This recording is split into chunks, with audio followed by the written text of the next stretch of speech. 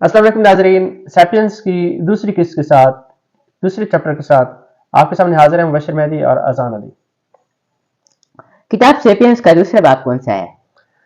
किताब सैपियंस के दूसरे बाब को शजर मारिफत का नाम दिया गया है। 70,000 साल से 30,000 साल कबल मसीह के ज़माने में होमो सैपियंस ने कौन सी चीज़ें ईजाद की? 70,000 साल से 30,000 साल कबल मसीह के अरसे में इंसान ने जो चीज़ें बनाई, इस्तेमाल की, वो ये थी पानी में चलने के लिए कश्तियाँ, तेल के चिराग रोशनी के लिए, तीर कमान लड़ाई के लिए और कपड़े सिलाई करने की सुइयाँ उन्होंने ईजाद की।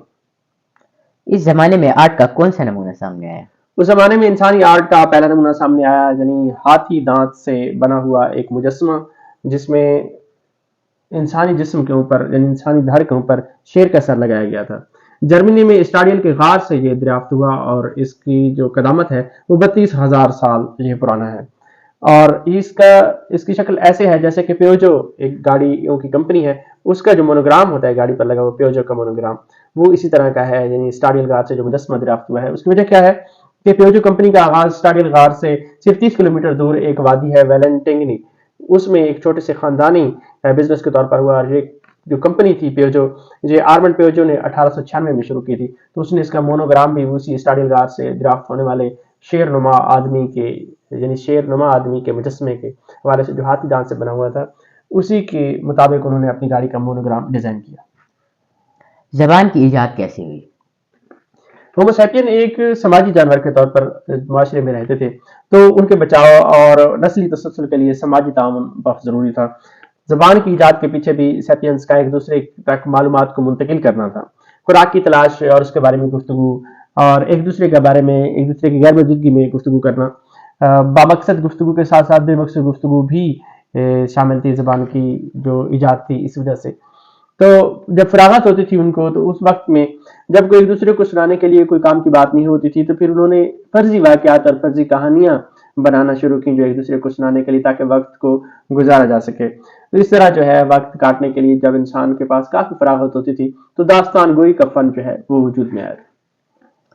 सैपियंस की तारीख में रिवायात, असातीर, खुदा और मसाहिब कब नमूदार हुए? 70,000 साल पहले जब इंसानी तारीख में इदराकी इनकलाब आया, तो उसके साथ ही जो है रिवायात मुआशरे में, समाज में मुंतकिल हुई। असातीर यानी एक दूसरे को जो मतलब एक कहानियाँ सुनाई गई, और मजहब का वजूद हुआ, खुदा का वजूद जो है उस दौर में इंसान में मुआशरे में सामने आया। और ये इंसानी माशरे में पहली दफ़ा ये चीज़ें यानी रिवायात, असातीर, खुदा और मजहब का वजूद इंसानी माशरे में आया। तो सैपियंस में दूसरी नस्लों के मुकाबले में ज़बान जो है वो बेहतर थी, ख्यालात और मालूमात की तरसील का निज़ाम बेहतर था, और दूसरी प्रजातियों के मुकाबले में इनमें ये चीज़ें ज़्यादा बेहतर अंदाज में वजूद पाती थी।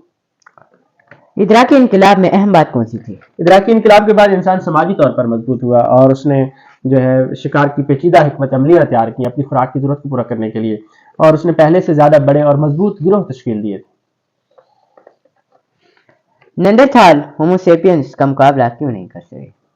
जो इंसान की जो प्रजातियां थी, यानी उसकी जो नस्लें थी, उन नस्लों में से सबसे आखिर तक होमो सैपियंस के साथ जिस नस्ल का मुकाबला रहा वो नेंडरथाल थे। तो नेंडरथाल जो है वो शिकस्त खा गए सैपियंस से, और बिलाकर उनका वजूद मादूम हो गया, और होमो सैपियंस ही इस वक्त बाकी हैं।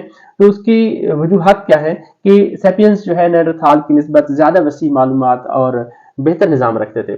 तो नेंडरथाल छोटे गिरोहों में शिकार करते थे, जिनमें उनकी तादाद 50 तक होती थी, जबकि उनके मुकाबले में जो होमो सैपियंस थे वो ज़्यादा बड़े और मजबूत गिरोह बनाए उन्होंने, जिनमें उनकी तादाद 150 तक थी। तो 150 अफराद का मुकाबला करने के लिए 50 अफराद जो है वो उनके मुकाबले में ठहर नहीं पाते थे, कम होते थे, शिकस्त खा गए। सैपियंस, दूसरी बात, होमो सैपियंस जो थे वो लंबे फासले तक तिजारत करते थे, और उनकी दरामदात में हथियार बनाने का सामान और दूसरे इलाकों से लाए गए बेहतर हथियार भी मौजूद होते थे, जबकि नेंडरथाल जो थे वो सिर्फ मकामी यानी खुद अपने तैयार करदा और महदूद औजारों और हथियारों का इस्तेमाल करते थे और उनका मुकाबला किया करते थे। तो इस तरीके से जो है वो उन जो नेंडरथाल थे वो होमो सैपियंस का मुकाबला करने में शिकस्त खा गए थे। इलावा सैपियंस का जो तरसीली निज़ाम था, उनका मवासलाती निज़ाम जो था, नेंडरथाल की निस्बत ज़्यादा बेहतर और मजबूत था। अगली वीडियो तक के लिए अल्लाह हाफिज़।